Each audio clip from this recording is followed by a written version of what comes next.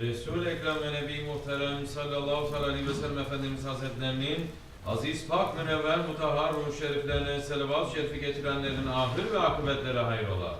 Âl-i ezvacı, tahiret evladı, Resul-i Eshab güzel efendilerimizin sayr enbiyazem ve Resul-i Fiyan haziratına evrah şeriflerine Pirimiz Bilal Habeşi radıyallahu anh Efendimizin, Şeyhimiz Sahib-ul Şeyh Abdulkerim el-Kibrisi Rabbani Hazretlerinin ve alel husus bu caminin banisi ve bugüne kadar içerisinden gelmiş geçmiş imam müezzin kaymlarının ve kahve ehli imanın ervahı için Allah rızası için el Fatiha.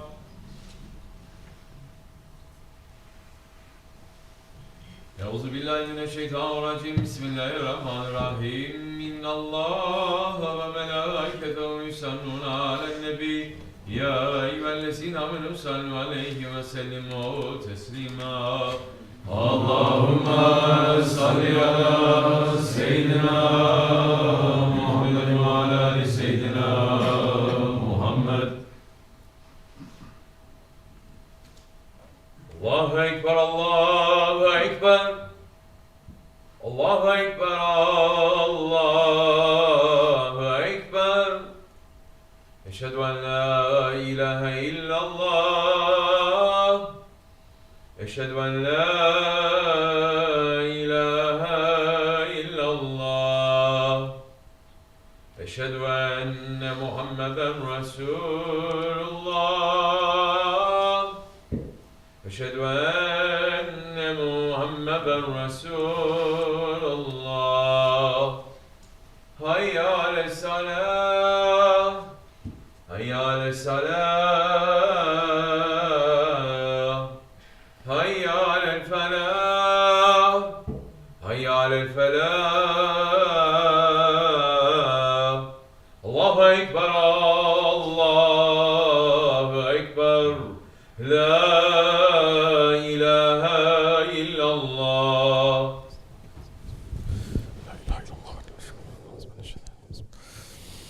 Elhamdülillah, elhamdülillah, elhamdülillahi rabbil alemin. Vessalatu vesselamu ala Resulina Muhammedin ve ala alihi ve sahbihi ecmain. Nahmadullah Teala ve nagstafir eşhedü en la ilahe illallah vahdehu la şerike leh. Ve eşhedü enne seyyidina Muhammeden abduhu ve habibuhu ve resuluh. Sallallahu aleyhi ve ala alihi ve ezvacihi ve sayyib tabi'i khulafai raşidin mahadin min ba'di. Zemmet ala tahkik. Husebin alamati khulafai rasulina ala tahkik. Ömer el-Mu'minin. Hazreti Ebu Bakr, Umar, Osman ve Ali ve ala baki sahabe tabi'in ridvanullah ta'ala aleyhim ecma'in. Ya eyyuhel mu'minul hazirun yattakullah ta'ala ve te'innallaha ma'allezine hum muhsinun. Elhamdülillahi rabbil alemin. Ve salatu ve selamu ala eşrafil enbiya ve mursalin seyyidina Mevlana Muhammedin ve ala alihi ve sahbihi ecma'in. All praises are due to Allah, Lord of the universes. Allah Jalla wa Ala is reminding Bani Adam in the Holy Quran, saying, Bismillahirrahmanirrahim. I swear by Yawm al-Qiyamah. I swear by the day of resurrection. And I swear by the Nafs al-Lawama. And I swear by the self-blaming ego. Does man think that we cannot assemble his bones? Yes, we are able to put even his fingertips back into perfect order. But man wishes to do wrong in the time before him. He asks, when will be this day of judgment? But when his sight is dazed, and the moon is buried in darkness, and the sun and the moon are joined together on that day, man will cry out, where can I escape? No, there is no refuge. To your Lord is the place of rest on that day. On that day, man is told the tale of what he has sent forth and what he left behind.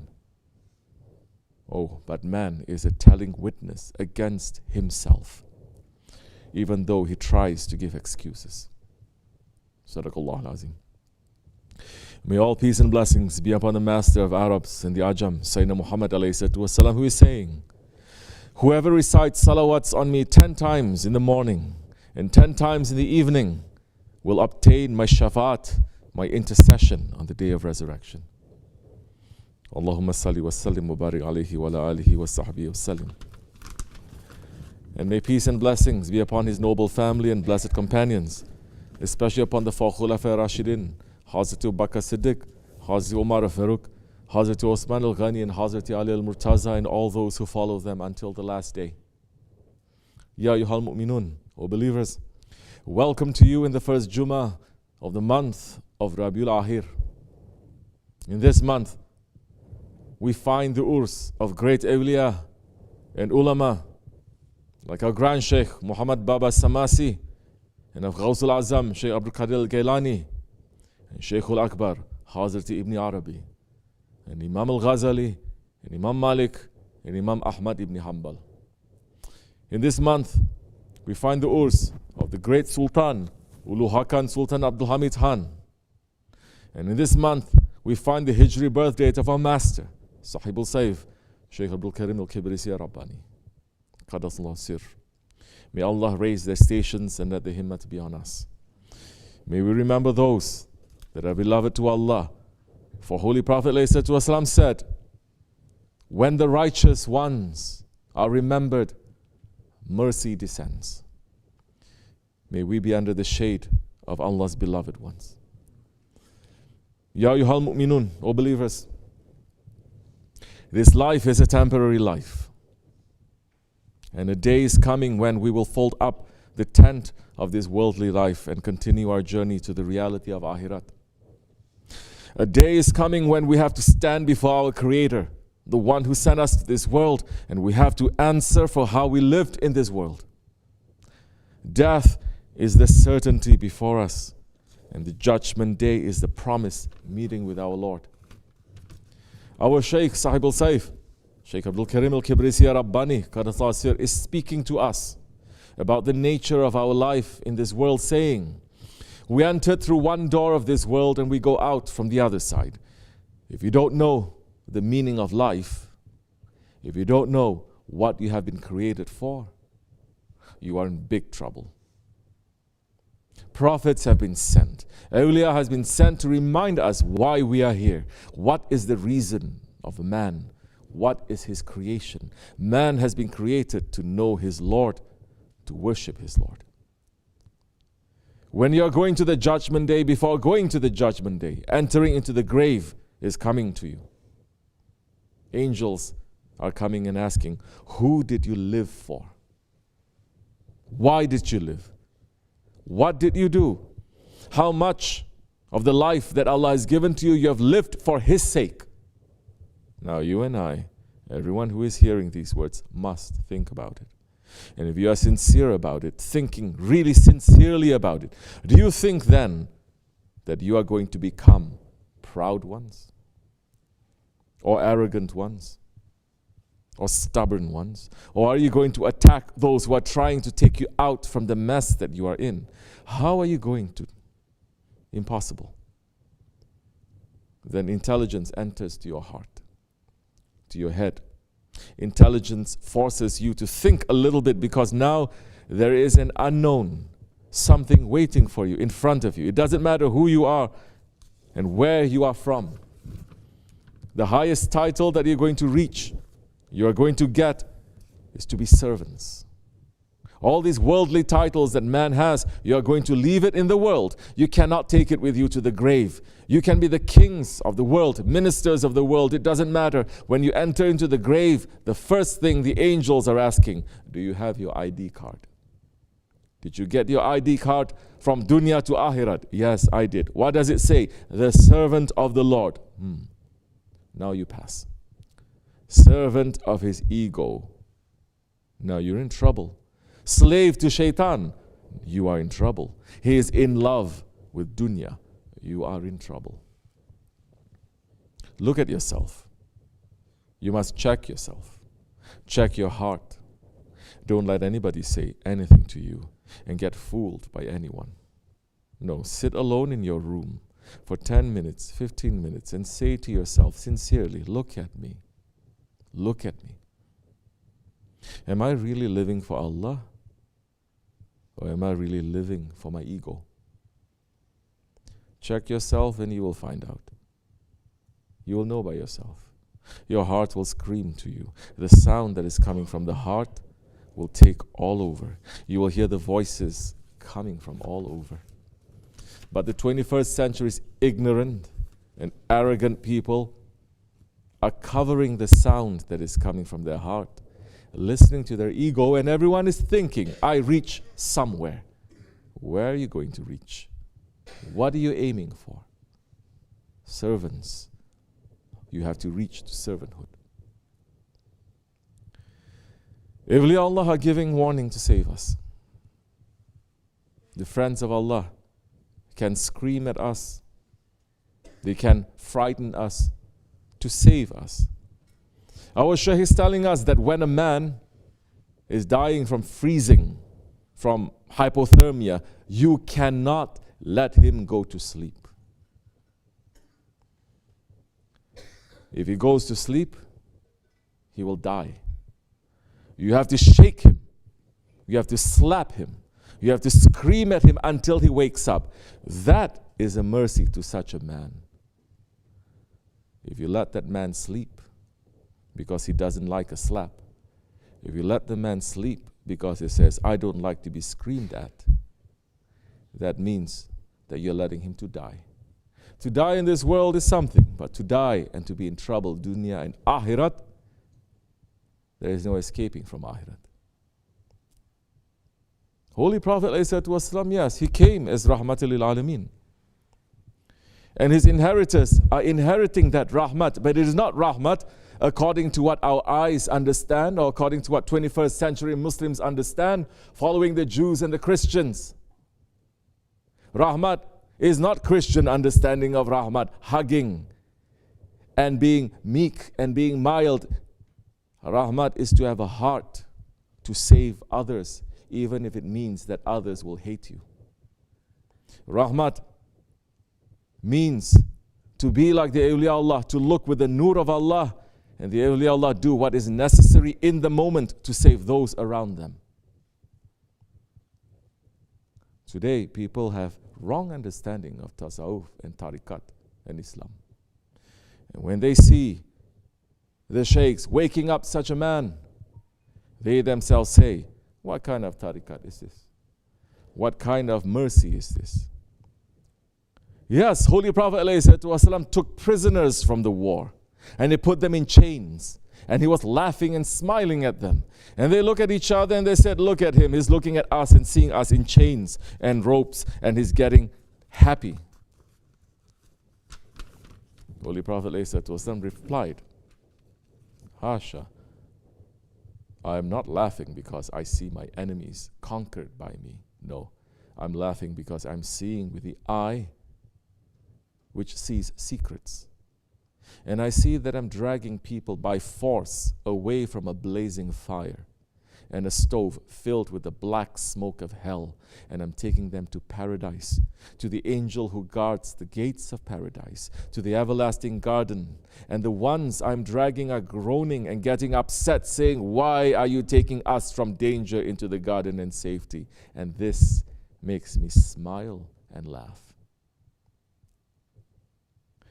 His inheritors, his friends, the awliya Allah, they have the same mercy to save those who are dragging themselves into destruction. You may not see it. You may think, I'm still young, I did not do anything wrong. You may think, I'm old, definitely I didn't do anything wrong.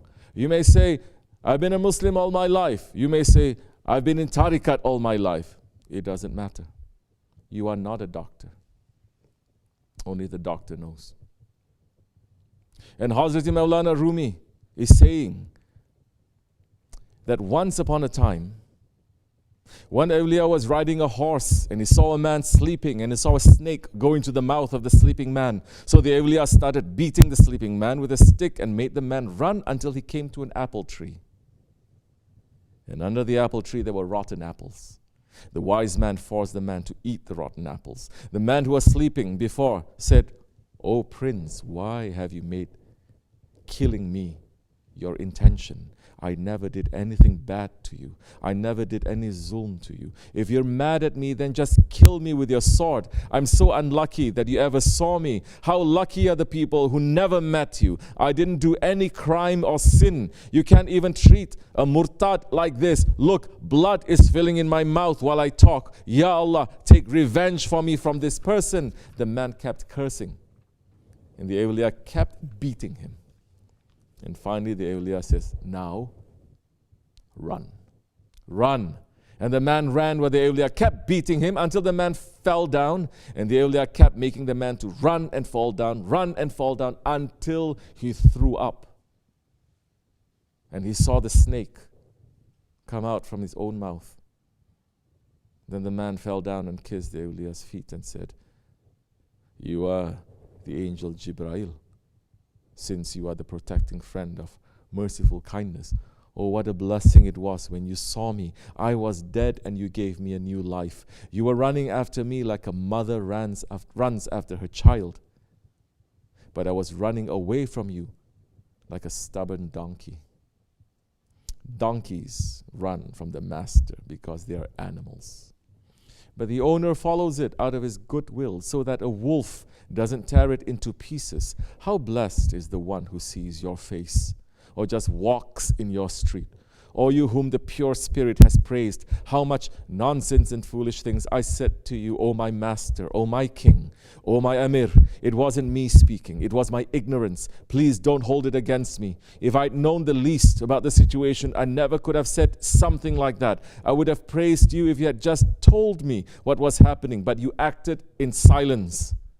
And you were pounding my head. So my brain became crazy and logic left my skull, especially since my head has little brains to begin with. Please forgive me. O best in appearance and best in manners, whatever I said out of my madness, let it be forgiven. And the awliya replied, if I had even given you a hint of what was going on, you would have melted from fear. If I told you about the snake and his reality, the fear would have made you to die. The chosen one, ﷺ, said, if I told you the reality of the enemy that is within your souls, even the gallbladders of brave men would burst. They wouldn't travel on roads, nor would they work. They wouldn't even be able to make dua or fast or to pray. They would become nothing, like a mouse in front of a cat or a lamb in front of a wolf, and no strategy or movement will be left for them. So I am supporting you without speaking. I heard you cursing me, but I kept pushing you. And I was making dua for you, saying, Ya Rabbi, make it easy for him. I had no permission to speak about what was happening, and I couldn't leave you. So I kept making dua like the Prophet made dua. Ya Allah, guide the people, because they don't know. This is not just a story. This story is teaching us about the mercy of Islam. This story is giving us just a small glimpse of the heart of Allah's friends. They get cursed at, they get blamed, they get hurt by the ones who are helping them, but they don't stop. They continue to help and they continue to pray for their people. They walk on thorns, just like the Holy Prophet ﷺ walked on thorns. This is why Holy Prophet ﷺ said, the Şeyh among his community is like the Prophet among his ummah. We are walking towards our death, and our destination is our grave. If we enter into that grave with our anger and our jealousy and our stubbornness and our pride, which so many of us, we still have, don't try to fool yourselves by saying, I'm finished from all of this, young or old. If we go to the grave with all of that, then we are going to be destroyed. Dunya and Akhirat. You may say, no, I'm going to ask madad from the Prophet. I'm going to ask shafa'at from the Prophet ﷺ. How are we going to ask shafa'at from the Prophet ﷺ when he said, my shafa'at is for those who commit the big sins, when we don't even admit that we have sins? How can we ask for shafa'at? We must give our hands to someone who is going to rid us of these snakes from inside us. We must try to understand the friends of Allah, the inheritors of the prophets, a little bit. They are trying to save us from the anger of Allah. It is not the job of the student to question the method of the teacher. Just like the sleeping man, the awliya could not tell him what was going on. Oh, he would have died with fear, or he would have given up. The same way, we have to trust. Otherwise, we're going to lose the way. Hazrat Mawlana is saying, the Prophet ﷺ said, I am like a ship in the storm of time. Me and my companions are like the ship of Nuh. Whoever grabs hold will find guidance. When you are with a Shaykh, you are far from ugliness. Traveling day and night in a ship, don't break with the Prophet of your time. Don't rely on your own skills and footsteps. Though you might be a lion, if you travel the path without a guide, you'll be astray and hated. Beware. Fly only with the Shaykh's wings so that you may see the help of his armies. At one moment, the wave of his gentleness becomes your wing. The next, the fire of his Jalal will take you forward. Do not imagine that his Jalal is the opposite of his Jamal. Look at the unity of these two in their effect.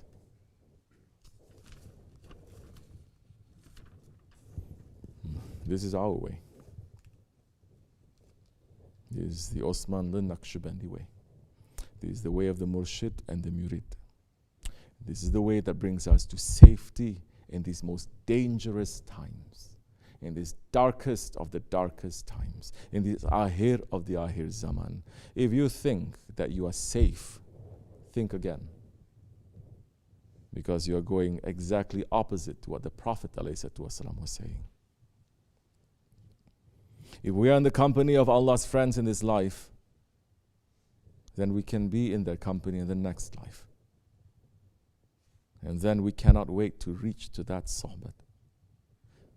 As Sahib-ul Saif is saying, the believers cannot wait for the judgment day because a believer has nothing to hide.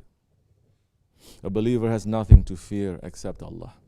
That's why the believer must walk on the Siratul Mustaqim, must try to do what Allah and His Prophet ﷺ they are ordering. If you are doing that, then you have no fear. The way to reach to that place of refuge and safety must be in the caravans of Allah's beloved ones.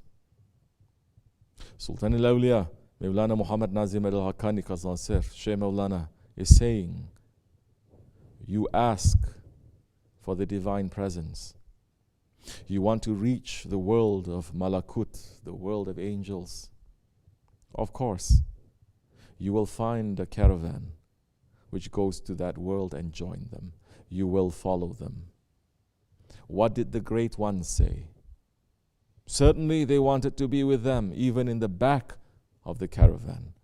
You can't go anywhere without finding the caravan. There is a caravan to the divine presence. The leaders of the caravan to the divine presence are the prophets, alayhim salam. The leader of the prophets is our master, alayhi salatu wassalam. Then come his successors, his awliya. Therefore, who looks for the caravan? Who looks for the caravan will find them. If you find one of them, you will join the caravan. By foot or by vehicle, you will reach where they're reaching. Our hope and our effort is to be in that caravan. Tariqat, Dergah, Jama'at, Sohbat, it is all to put a man in that caravan and not to stray out of that caravan. A man can be in that caravan for 5 years, 10 years, 20 years, but if he leaves it before it reaches the destination, what good will he find? He is in loss. The reality of that caravan will be shown in the judgment day. Sahib-ul Saif is saying, that's why Allah is saying to us, when you are obeying Allah and His Prophet, then you will be with the prophets, with the salihin, with the righteous ones, with the shuhada, with the good ones in the judgment day, and after that, you will be with them. And He is saying to us, what good friends you have now. Yes, that's what you need. That's what we need. Not just to say, I accept the Prophet. Accepting the Prophet, ﷺ, you must accept his lifestyle. You must take his lifestyle to apply to your life. Islam is teaching us how to live. Oh believers, we are here to be in that caravan. We are not here to support our egos. We are not here to support our ideas. We are not here to play with words and to play games. We are here to be real. And the reality is that we have an ego, and that ego must be trained and must be disciplined and must be put on a leash in order for us to reach to safety. And the reality is that we must submit to our Shaykh in order to train that ego. We should give endless shukr that we have been joined to a Shaykh who stands straight and makes us to stand straight. He's teaching us with the teachings of the Holy Prophet ﷺ and his companions and his Ahlul Bayt and his inheritors. Listen to Sahib-ul Saif. Listen to the Shaykh. Put his words into your life and live them. Then there is safety. Shaykh Efendi is saying, every word that you say and every action that you do, you're filling up your book. Any good thing that you say, you're filling up your book, and you're going to find it on the Judgment Day as a reward to you. Before going to Judgment Day, you may find it in the grave. Any wrong things that you say, any wrong things that you do, you're going to find it in front of you again. Hazrat Ali, radiallahu anhu, karamallahu wajha, is saying, I've never done anything good to anyone, and I've never done anything bad to anyone. And they said to him, Ya Ali, definitely we know that you didn't do anything wrong to anyone. But we know that you did so many good things to so many people. He said, no. If I did something to someone, and if that person earns something from that, then in reality I'm going to get paid in the Judgment Day for it, me. So I did it to myself because I'm getting paid for it on Judgment Day. If I harmed someone and that person is harmed through my word or through my action, I didn't really do anything to him again. In the Judgment Day, he is going to receive my good reward and I'm going to take his wrong things away. So I'm going to be punished. In reality, I did everything to myself. In reality, you and I, we are doing everything to our own selves. We don't have too much time left in this world. Azrael is running top speed. You don't know when he's going to reach to you. Prepare yourself and be ready. Always have your package ready to take off to the other side. The children of Adam are making so many plans, day and night. But one day you are not going to reach to your plans. One day your plans are going to stay and Azrael is going to take you. So if we want to be with those ones, with the prophets, with the salihin, with the righteous people, with the awliya Allah, with the friends of Allah, with the shuhada and the good ones, then we must obey Allah and His Prophet. And obedience to Allah and His Prophet ﷺ is to obey those ones who are obeying them. May Allah keep us with them. This is the Juma day. We're asking help from Allah. We're asking help from the beloveds of Allah. We are asking with the words of Mawlana Jalaluddin Rumi, who is addressing Habibullah ﷺ, saying, Ya Habibullah, you are the messenger of the one Creator. You are the one chosen by the Lord of Majesty, who is without equal. You are the delight of the Lord Allah and the highest full moon of creation. And you are the light of the eyes of Allah's messengers and the lamp of our eyes. On Mi'raj, the angel Jibreel was at your stirrup, and you are the one who was standing on top of the 9 blue domes of paradise. Ya Rasulullah, you know that your himmat is deprived, and you know that your ummat is deprived and poor, and you are the guide of those who are weak and helpless. You are the cypress tree of the rose garden of prophethood and the spring season of hidden knowledge. You are the rose bush of the garden of Shariat and the nightingale of the highest heavens. Shams-e Tabriz is the one who has the praise of the messenger in his heart. O chosen prophet of Allah, you are my supreme master. We're asking Allah, for the sake of that beloved, for the sake of our mashayikh, for the sake of our master Sahib-ul Saif, to forgive us, to give us strength, to let us to be of service. And for their sake, we're asking help for this ummah and asking for an end of tyranny and asking for the return of the Sultan and for the takbir of the awaited helper, Hazrat Mahdi alayhi salam. Amin. Astaghfirullah. Astaghfirullah. Astaghfirullah al-azim al-azim. La ilaha illa huwa al-hayyul qayyum wa atubu ilayh. لا إله إلا الله وحده لا شريك له له الملك والحمد لله كل شيء قدير لا إله إلا الله وحده لا شريك له له الملك والحمد لله كل شيء قدير لا إله إلا الله وحده لا شريك له له الملك والحمد لله كل شيء قدير لا إله إلا أنت سبحانك كنت من الظالمين لا إله إلا أنت سبحانك كنت من الظالمين لا إله إلا أنت سبحانك كنت من الظالمين سبحان قدوس ربنا رب الملائكة والروح سبحان قدوس ربنا رب الملائكة سبحان قدوس ربنا رب الملائكة إن الدين عند الله الإسلام قام الصلاة اللهم صل وسلم الله أكبر الله أكبر الله أكبر الله أكبر أشهد أن لا إله إلا الله أشهد أن لا إله إلا الله أشهد أن محمد رسول الله أشهد أن محمد رسول الله حي على الصلاة حي على الصلاة حي على الفلاح حي على الفلاح قد قام الصلاة قد قام الصلاة الله أكبر لا إله إلا الله.